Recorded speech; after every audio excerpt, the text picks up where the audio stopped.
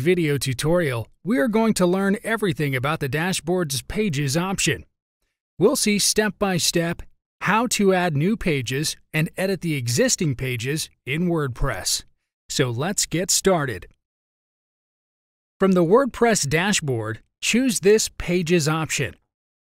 Your existing pages are shown here with the page title, and then below we have got editing options including Edit, Trash, and Preview.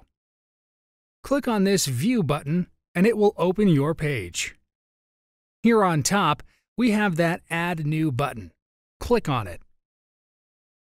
You can add new pages by inserting page title, page body content. You can see the page link is automatically generated. Then click on this Publish button. You can view your new page by clicking this View Page option.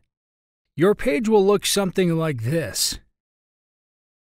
Now go to All Pages option from Pages, and you can see your newly added page is showing on top. You can also delete some pages by clicking on this Trash option, and here it shows we have one page in the trash. Click on Trash above, and you can delete this page permanently from here. So now the page is deleted permanently. You can confirm it from here. So that's pretty much everything with the Pages option. Thank you for watching. In the next video, we are going to learn everything about the dashboard's Comments option.